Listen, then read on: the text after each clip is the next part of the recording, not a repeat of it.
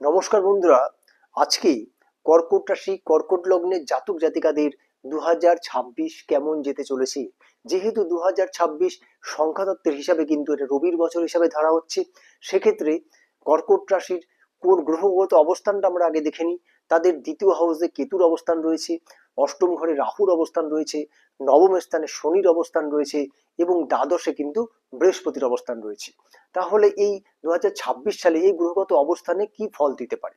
সবার আগে বলি, তাদের দ্বিতীয় কিন্তু কেতুর অবস্থান রয়েছে। সেক্ষেত্রে কিন্তু অর্থনৈতিক দিক দিয়ে কিন্তু একটু সমস্যা বা অবস্ট্রাকশন আসতে পারে, প্রচুর পরিমাণে ব্যয় হতে পারে। ইনকাম যেরকম হবে তার সাথে প্রচুর কিন্তু খরচও হবে। এবং আরেকটা কথা বলি, বিদ্যা শিক্ষার দিকে দিয়ে কিন্তু একটু সমস্যা আসতে পারে, একটু অবস্ট্রাকশন বা বাধা রয়েছে পড়াশোনার জায়গা থেকে, এবং এডুকেশন লাইফেও কিন্তু একটু সমস্যা রয়েছে। এরপর চলে আসি ফ্যামিলিগত বিষয় নিয়ে। পারিবারিক জায়গা থেকে কিন্তু একটু সমস্যা হতে পারে, পারিবারিক জায়গা থেকে ঝামেলাঝাটি অশান্তি এটা কিন্তু রয়েছে কর্কট রাশি কর্কট লগ্নের জাতক জাতিকাদের।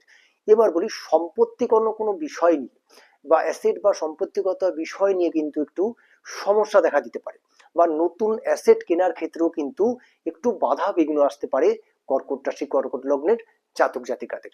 কর্ম কিন্তু পরিবর্তন হতে পারে, আপনাদের কর্ম চেঞ্জ হতে পারে কর্কট রাশি কর্কট লগ্নের জাতকদের। এবং কর্মক্ষেত্রে কিন্তু ইনক্রিমেন্ট বা প্রমোশনও কিন্তু হওয়ার যোগ রয়েছে। এবং আরেকটা কথা বলি, সেটা হচ্ছে যেহেতু অষ্টম ঘরের রাহুর অবস্থান, সেক্ষেত্রে কিন্তু একটা শত্রুতা যোগ থাকছে, কোনো না কোনো ভাবে একটা শত্রুতা যোগ কিন্তু থাকবে, সেটা কর্মক্ষেত্রেই হোক বা কর্মক্ষেত্রের বাইরেই হোক। এই শত্রু যোগটা কিন্তু কানেক্ট হচ্ছে কর্কট রাশি কর্কট লগ্নের জাতক জাতিকাদের। নমস্কার।